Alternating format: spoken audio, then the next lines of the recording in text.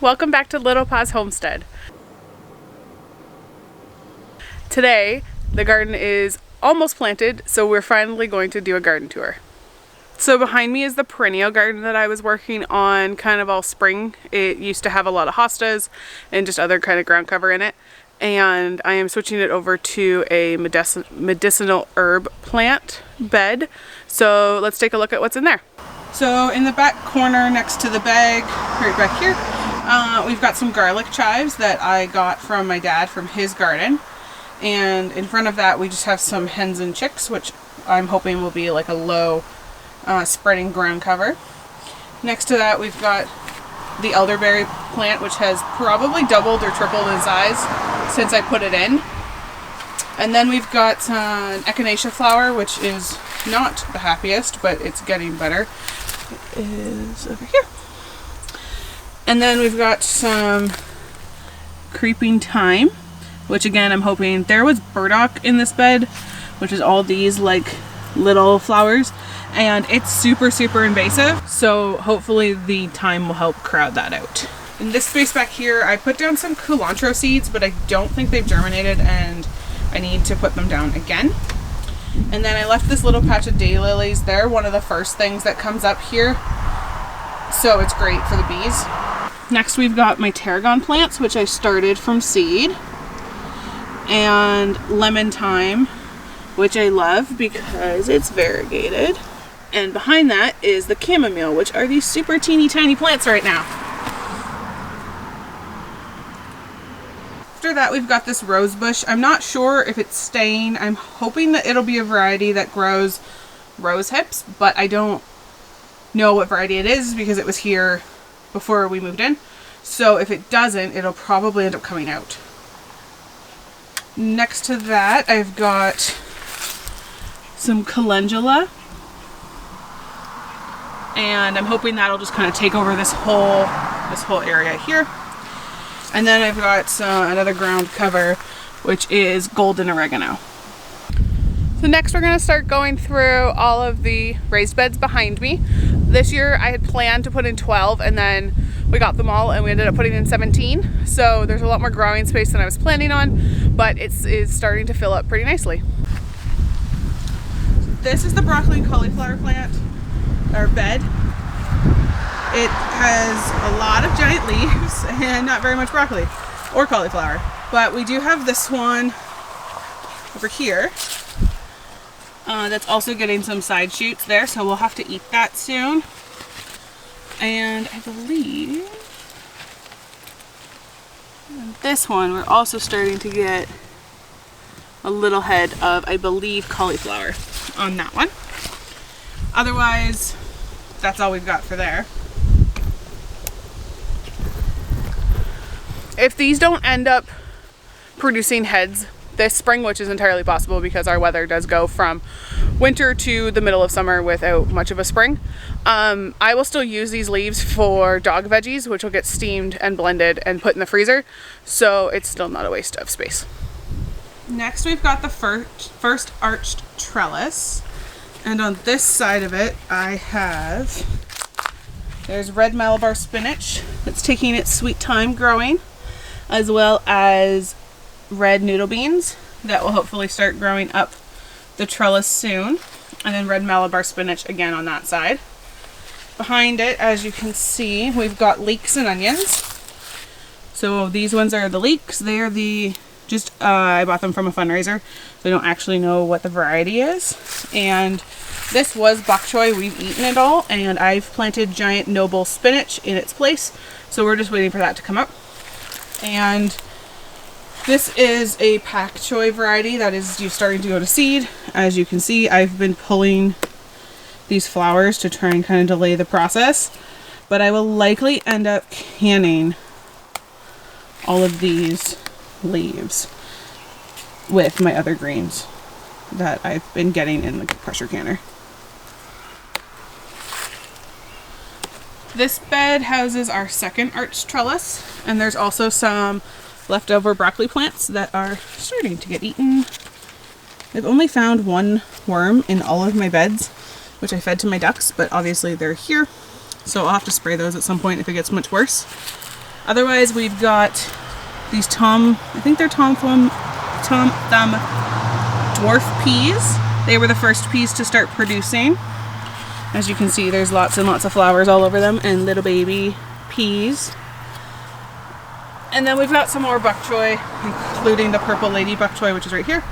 That's going to seed, but that'll probably end up, they're still fairly firm, they'll probably end up in the canner.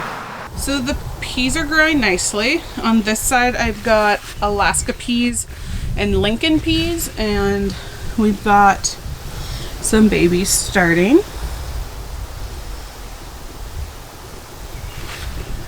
Nothing yet on this side. And then all in the bottom here, I have jade beans sown so that when the peas stop growing here for us, we'll work the peas out, but the beans will have already started. And on this side of that same trellis, we still have the jade peas all sown in the bottom, that they haven't come up yet. They've only been in there a couple days. And I've got golden snap peas on this side that have lots of flowers, but no peas yet. And a variety of purple snap pea or snow pea here, but I can't remember the exact variety. And again, we have tons of flowers. They're growing kind of all over the place and wanting to hang on to each other. But we don't have any actual peas yet, but that'll come soon. In between these beds, I have some broccoli that never got planted, as well as some extra tomato plants that I have to find a home for. And then our loofah seeds finally started growing. Those are actually going to go up on our pool deck because I'm kind of out of space to trellis them, and we'll let them trellis all along the actual deck that surrounds the pool. On this side, I have some of our potatoes, and I have potatoes in a couple different places in this garden. These ones definitely need more soil. As you can see, they've grown quite a bit. So that is on the list for tomorrow. But I'm interested to see how these grow bags work for potatoes, because so far they're growing a lot faster than our other beds. This bed is the other side of that first trellis that I showed you. And we've got White Wonder cucumbers here that are starting to take off as it's getting warm again, because we did have a cold snap last week. And more of the red noodle beans that again slowed down with the cold. And then on the other side, I've got Ashley cucumber. And there's also one that ended up back here somehow, so they'll both just kind of go up this trellis. Behind the trellis is a bunch more broccoli. I ordered way more broccoli this year from that fundraiser than I expected, or than I remembered.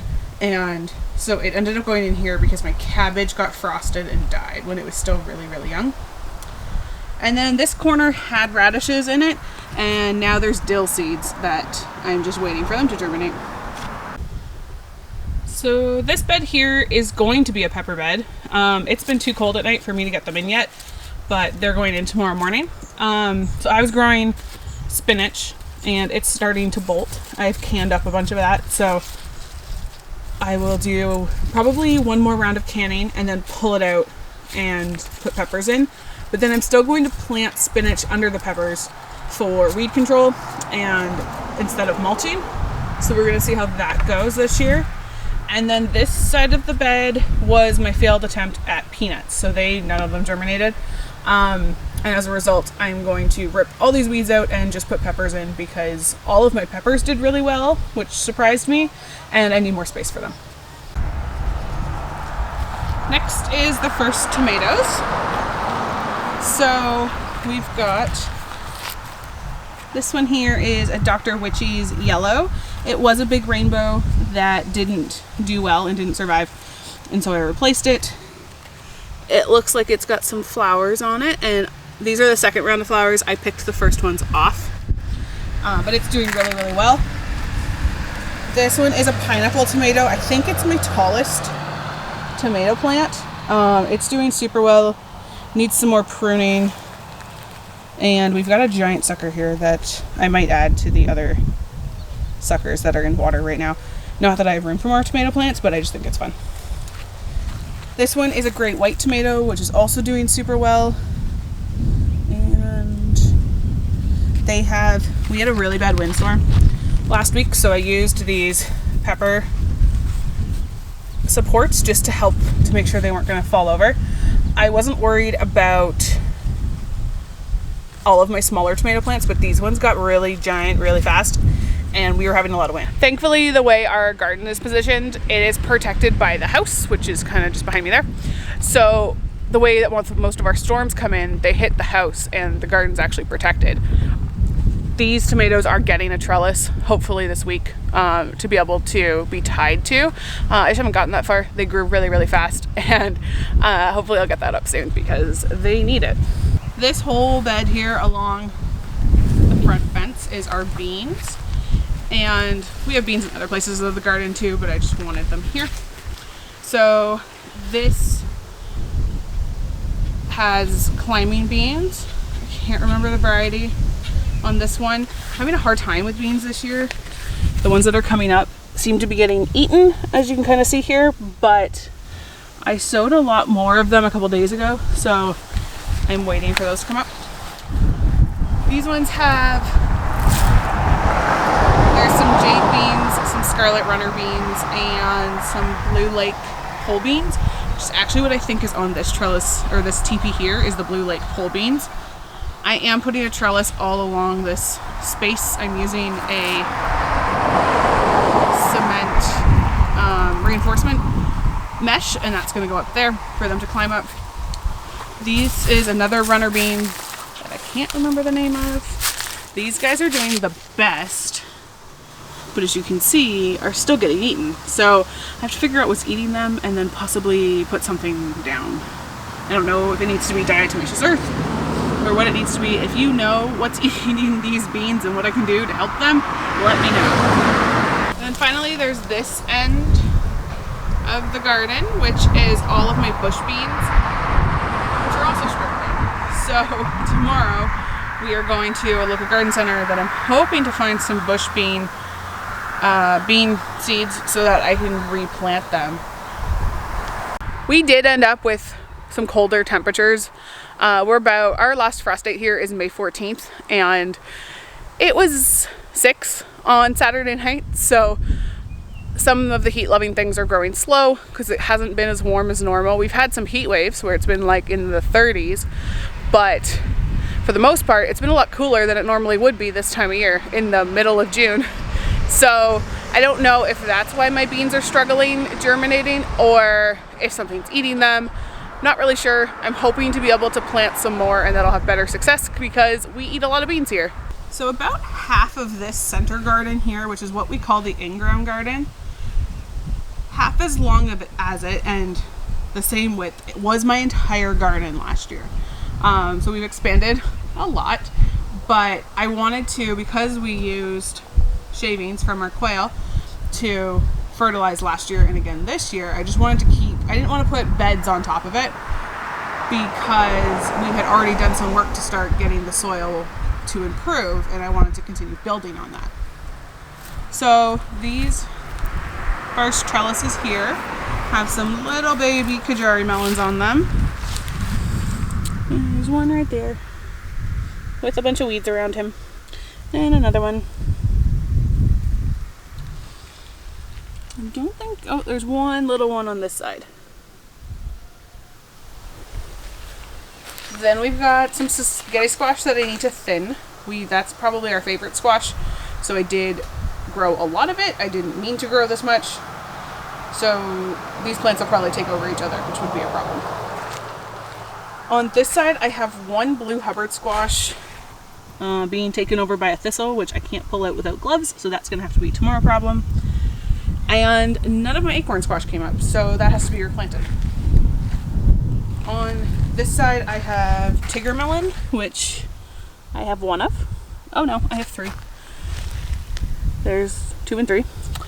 And then I've got the Minnesota midget melon, which does only have 1. So we'll see how these grow. They might need to be sown again. And then on this side, in and amongst the weeds that have taken off, are Black Beauty, zucchini, and gray zucchini. So soon we will have more zucchini than we know what to do with, but I am not complaining.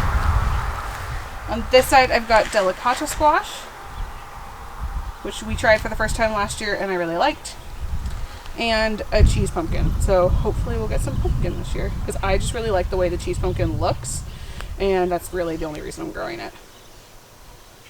At the end of this bed I sowed okra, but I have to look up and see what okra seedlings look like, because I'm pretty sure that most of this is just weeds. I think that this is an okra seedling, but like I'm pretty sure that's not. And so I'm just trying to figure it out before I start pulling it out, because it is something we wanted to try this year. Along the fence we've got some perennial plants, as well as the aftermath of spring planting, which is just things kind of everywhere. But this is my rhubarb plant, which I got from Scott's parents, and it has grown a ton. Actually may need to be divided next year because it came up as multiple plants.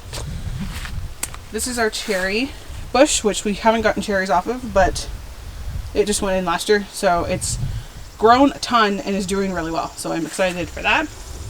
This is actually where I store all my tools. So this is one of the pallets that's actually at the bottom of our beds, so all of my long tools go in there, and then this is where all my hand tools go in so that they can stay out of the rain.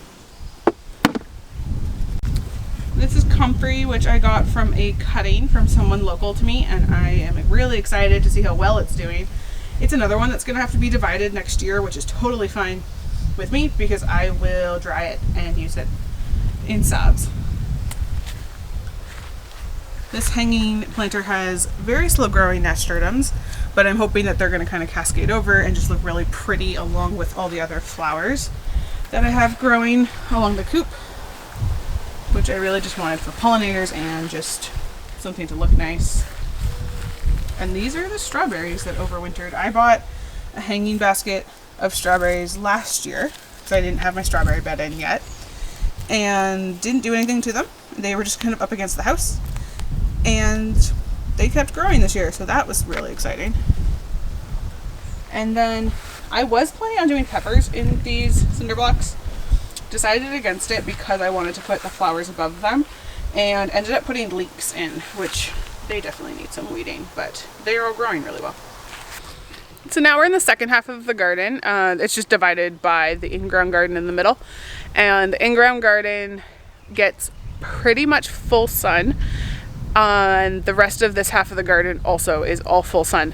The house does shade out some of the garden with the beds up against the house, so that's why we have broccoli, and we grew spinach and bok choy, and kind of all the like shade loving crops went over there.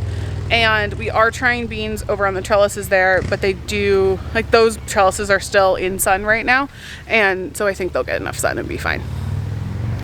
So this first bed is primarily eggplant, so the two big plants here are getting eaten by flea beetles by the looks of things, but they are purple striped eggplant, and they have a flower on them, which I just noticed for the first time. This one did not grow nearly as well. It is a Casper eggplant, so hopefully it still ends up doing okay. And then these are my little tiny oregano plants. I had an extremely hard time starting herbs from seed this year, so this is about as good as we've gotten so far. And these are my cilantro plants that I just like dumped a pack of cilantro, not an entire one, but I dumped a lot of seeds here to see what they would do, and I will end up having to thin that. This bed will also get some peppers when I get around to planting those tomorrow, but not very much because I don't want, eggplants can get super big from what I've read, so I want to give them adequate space. This is one of our potato beds. This one is, I don't remember the name of the potatoes, but they are a purple fleshed potato. They've been pretty slow to start, but they're coming. They're coming along. That's the biggest one we have. But every day I see kind of new potato leaves, so I'm excited to see what happens there. We've left a lot of space so that I can put straw and more soil over so that we can just build as the plants grow. This is the final space that I've planned for peppers. So it has Swiss chard on one side, spinach on another, onions down the middle, and then a whole bunch of weeds right now. That will hopefully get remedied tomorrow morning when I plant my peppers. Again, I'm going to rip out the spinach and the chard, and then the onions are staying because they are not even close to being ready. They're doing pretty well though. They've grown a lot. These ones I did from onion starts, so like the little bulbs that you put in, because my onions from seed didn't do very well. So we decided to try them this way.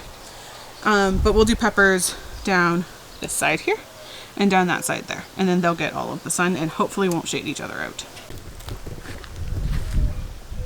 There's a quail out and I'm not really sure how that happened. So, I don't know if you guys can see her.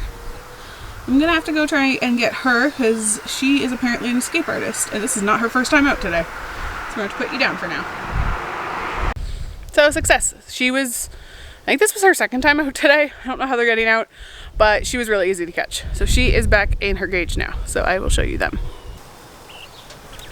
She was from this middle cage. I have no idea how she got out. But she's back in now. So that's all that matters. Next up is the almost all tomato bed.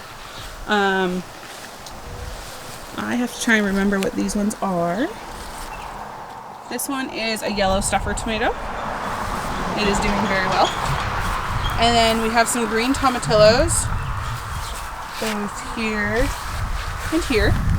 This one is giant and is starting to get flowers. So we should get some tomatillos growing on there soon. I did put some cilantro. I had like this one little pathetic cilantro seedling that I put in, and it seems to be doing okay. So that's always good. In the middle of these tomatoes, I have marigolds. I have more marigolds started in the bathroom, which is where we grow things, and they will be going kind of just everywhere in the garden. That's the plan anyway. This side is all of my small tomatoes. So this is a striped Roma tomato. This is, I believe it's a Chadwick cherry tomato that almost died and came back. So it seems to be doing okay. This is a San Marzano that is getting huge and needs some pruning. So that'll be a tomorrow issue. And this is a gobstopper tomato, which I just think they look really cool. I've never tried them, but I'm excited to see what happens there. And he's kind of lopsided, but once we get a trellis, these will be a little bit less angry. So behind me is the berry corner, which I think we've gone over before in a previous video. When everything starts kind of growing more and I can get in there, because there's a lot of thistles right now, I'll do a better tour of it. But we have blueberries, raspberries, Saskatoon berries, also known as service berries, and Haskap berries in this garden, as well as lavender and zinnias, and then clover, which I'm hoping will grow quickly and kind of spread all on the ground to prevent the soil from just washing away, and also to help control the weeds, because the weeds in between all of the beds here are insane and they do need some help. This bed here was an afterthought, and I made it out of a pallet that I closed the sides in. So someone at my work gave me some Egyptian walking onion. Egyptian walking onions are hard to contain because they get this like onion bulb on the top of them, which then gets top heavy and falls over and then reseeds itself. So they literally walk across the garden. So I wanted to contain them, and I put them in this bed with some in the front of this bed, which I don't think, there we go. In the front of this bed here, we've got sunflowers, nasturtiums, and bachelor buttons. So we'll see how all these grow. I do need to do some weed whacking because they're getting taken over by weeds. These are our tomato and kale beds next to the garlic bed. So this garlic bed was planted before any of these beds existed, and it was planted back in October. So once we pull the garlic in a couple months, because we're starting to get scapes, so it'll just probably be a couple months now before we plant it, that bed will shift. So this bed's gonna go over so that we have an actual pathway along the side of the tomatoes. But This is our tomato and kale bed, again with marigolds in between. Because we do get really hot here and we are putting up a trellis down the center of this bed. We didn't want to put tomatoes on the other side because they would get too much shade, but we figured that kale would probably be fine. So we'll see how it works. If it doesn't, we'll change it next year. This one here is another Dr. Witchy's plant. I had to because I did double of everything this year and then most things germinated. So I had a lot of plants, but that's okay. And then this is a Mr. Stripey tomato, which was looking really sad and seems to have grown a lot over the past couple days. So that's really nice to see. This is the Brandywine Black tomato. I really like, as you can probably tell, weird colored things, like things that aren't the same color as what you can get in the store. So I don't have a ton of just like red tomatoes or green peas in my garden because that's no fun. This one is the orange oxheart tomato, which may have flowers. I can't tell. No. Oh, it does. There's some flowers on the orange oxheart tomatoes. Again, I've already pulled all the first flowers off of these plants and they're looking really strong, so I'm just going to leave them. This one here, I think is a chocolate striped tomato, but the leaves are super weird on it, like for a tomato, so I don't know if that's normal. I need to look it up. It might be a tomatillo, but looking at my tomatillos now, I don't think it is, so it might actually be the chocolate striped tomato. I planted it because I was interested to see what would happen and what it would actually be. On the other side of the bed is this kale, which is getting eaten by some worms, which I know is happening, but it's getting huge. It's kind of strange because theoretically your warm weather crops and your kale shouldn't be taking off at the same time. But just the way that our growing season is here, it gets so hot and humid really quickly, but it's frozen for so long that everything's just kind of growing all at the same time. This side are the last tomatoes that I have, and they are, this one's a peach tomato, which I'm super excited about because it's fuzzy. And again, I like weird things. This one doesn't have flowers yet, but soon. This one is the evergreen tomato. And I forget, oh, this one, here it is. This one is the Paul Robeson. This one also almost died and is now doing well. So I think they've been liking, we've had a lot of sun the past couple days, and I think the tomatoes are appreciative. This is something else that happens every time I come in the garden now, because we had a bunch of garlic mustard over on this side of the duck yard, and the ducks were poking their heads through to try and get to it, so we started feeding it to them. And now every time I come into the garden, they realize I'm going to give them weeds, and they all hang out by the door.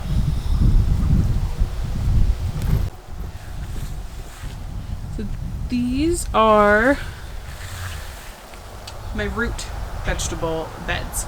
They get partially shaded, so I'm hoping that they'll do well throughout the summer because they have this giant tree, well, these giant 3 trees, shading them out for part of the day. So these ones were planted, and then they obviously came up, and then it got really cold and really rainy, and I got really busy with work. So I didn't plant the second round of these crops until last week, which is why the second round of these are this tiny.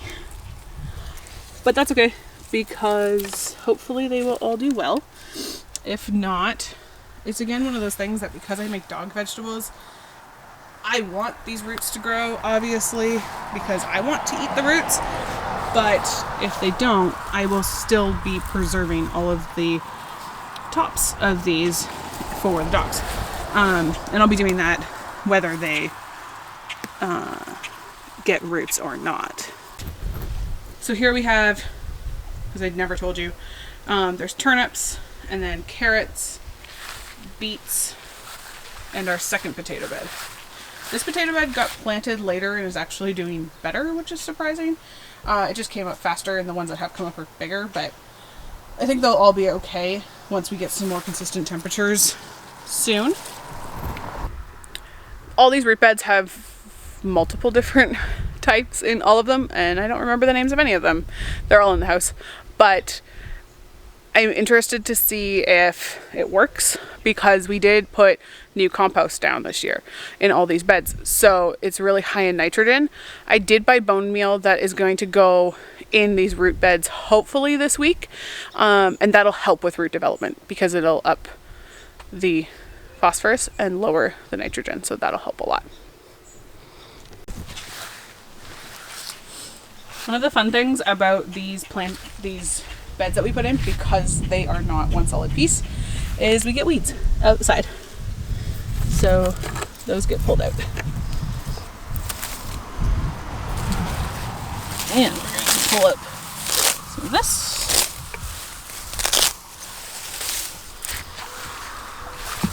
And bring it over to these guys, who are very patiently waiting.